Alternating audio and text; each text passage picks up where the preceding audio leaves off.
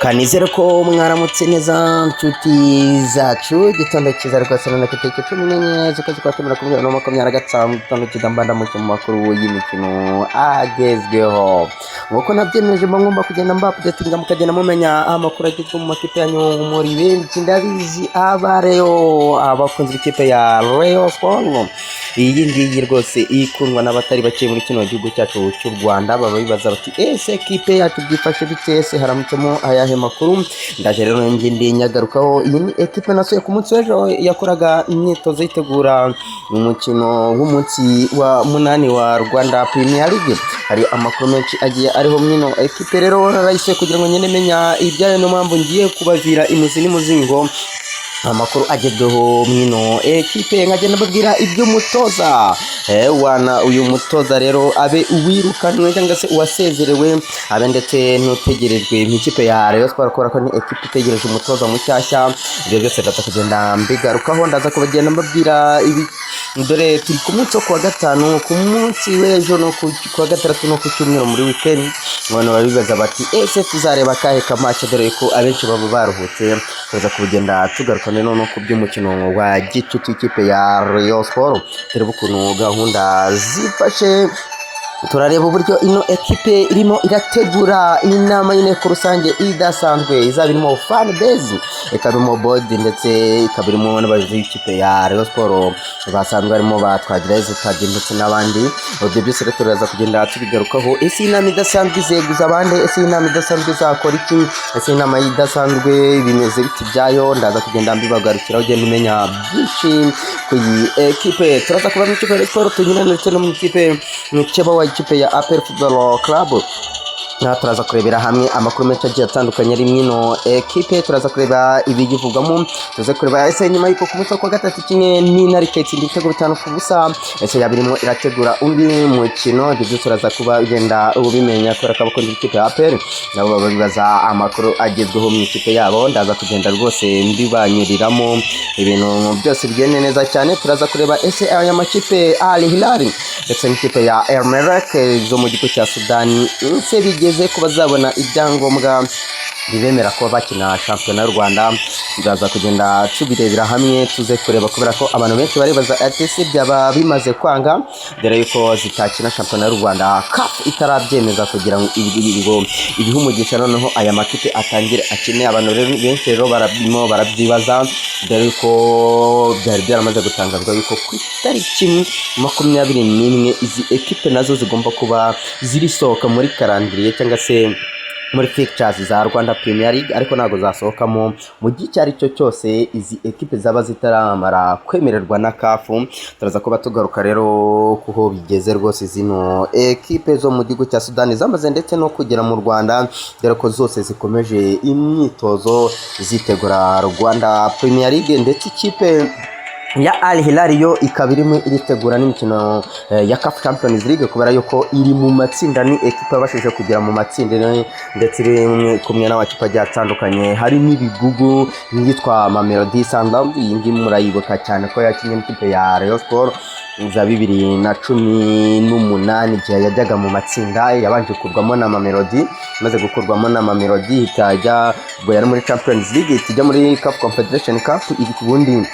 ihura na Costa del Sol irayitsinda bituma ijya mu matsinda abanyarwanda rero barayibuka rwose izaba yakirirwa kuri Stade National Amahoro i Remera aya makuru rero nandi nababwiye ndaje tugende tuyagarukamo dore ko turaza kugaruka no ku makipe y'ibihugu Cristiano Ronaldo bitaje ko bigenda neza ikipe y'igihugu ya Nigeria Victor Osimhen yaje ko rwose yitwara neza irakomeza igera kuri finale dore ko ari imikino ya kamaramaka mu makipe ashaka tike y'igikombe cy'isi ngo ni amakipe ya kuvuga ko atabashije kubona tike atabashije kuba ya mbere akaba ya kabiri ariko noneho akaba yaritwaye neza batoyemo amakipe 4 ubu ngubu rero Kongo rwose abaturanyi bahariya za Lubumbashi muri Kongo baje kuba bagera finale bagomba kuba bakina na Nigeria rero imwe izatsinda hagati ya Nigeria ya Bafta Osimhen ndetse n'ikipe y'igihugu ya Congo imwe izatsinda niyo izahita ibona tike ihitikatisha tike yo kujya mu gikombe cy'isi cya 2026 ngayo nguko rero ubwo ngubwo reka duhere mu Rwanda rero mbyene babwira yuko ekipa ya Rayon Sports ku munsi w'ejo narayisuye ni ekipa irimo amakuru menshi agiye atandukanye ngiye kugenda ingarukaho akaba ari ekipe rero ikintu cya mbere ugomba kumenya yamaze kubitandukanya n'umutoza w'umunya-Tunisia bamwita Lotfi Afahami ya Lotfi ndetse n'itwa Azuzo Lotfi aba bombi ni abanya-Tunisia babiri batozaga ekipa ya Rayon Sports bose bitwa ba Lotfi ni Afahami ya undi akitwa Azuzo Lotfi batoza rero ikipe ya Sport yari bahagaritse ukwezi kubera ko yabahagaritse ku itariki 13 z'ukwezi kwa 10 hanyuma ku itariki 13 z'ukwezi kwa 11 ita ibandikira ibamenyesha yuko yatandukanye nabo batagomba gukomezanya nino ekipe ngayo nguko rero ubwo ngubwo ayo ni amakuru ya mbere. Ikindi cyaka kandi wamenya nuko ino ekipe yamaze kuba ihanwa na FIFA kuba itakwandikisha abakinnyi kubera ko witwa Robertinho ndetse n'uwitwa Adelaide Dalo abangaba umwe akaba ari umutozo ndakaba ari umukinnyi ikipe ya Sport babereyemo amadeni mu gitarabikira rero FIFA yamaze kubabwira yuko rwose nta mukinnyi n'uyu n'umwe baba bemerewe kwandikisha ariko ikipe ya Sport ikaba twaraganiye na perezida Twagira Stade atubwira yuko rwose bitarenze ukwezi tugiye kwinjiramo kwa 12 ibibazo byose bigomba kuba byakemutse abe Adelaide arakwishyurwa ndetse n'uyu mutoza Robertinho urumva yuko rero ibintu bitoroshye mu ikipe ya Rayon Sports akaba ari na ekipe rero ino irategura inama y'inteko rusange idasanzwe ntabwo ari isanzwe kubera ko isanzwe iba mbere ko shampiyona itangira indi akaba ari inteko rusange rero idasanzwe igomba kuba irimo abaperezida b'amafan club rwose fan base niyo igomba kuba ihabaye hakaba harimo ndetse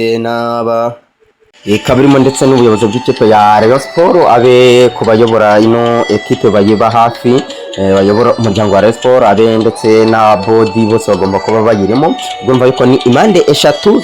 ndetse zisa nkaho zijya zigongana zigomba kuba ziri mu nama y'inteko rusange idasanzwe igomba kuba rwose mu gihe gitonya kubera ko irimo irategurwa gutegurwa na body ndetse igategurwa na fan base ni bamwe nyine bayobora amafan club cyangwa se bayoboye abafana akaba barimo barategura ino nama rwose ishobora kubera hariya ku Kamonyi murahazi rwose hariya ku Kamonyi muri hani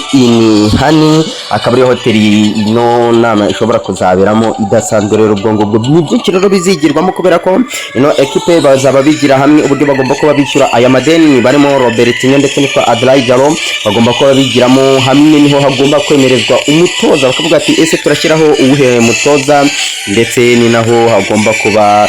harebererwa hamwe uburyo ekipe iyoboye ndetse nari nagiye mbona rwose amakuru agiye atandukanye bamwe bavuga bati tuzabeguza bamwe bandi bati tuzabeguza na bariya rero no gutegereza tukareba uko bizagenda ngaho nguko rero mu ikipe ya Rayon Sports ikaba irimo iranategura ndetse umukino wa gicuti muri no weekend rwose nta gihindutse mu uyu munsi mushobora kuza kubona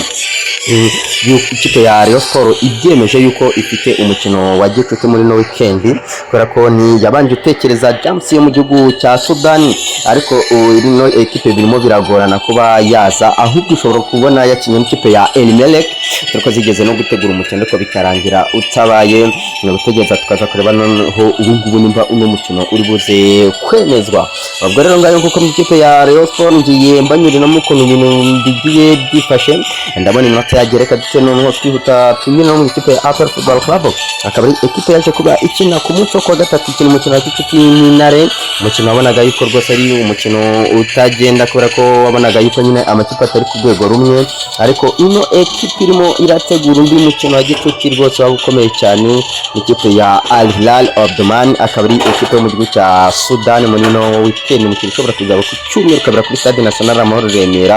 ku isaha y'isa 12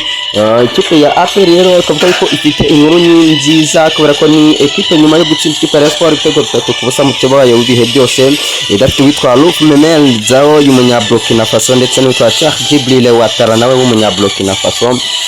akaba ari ekipe rero yamaze kubira ikipe witwa Cheikh Djibril Ouattara y'umunya Burkina Faso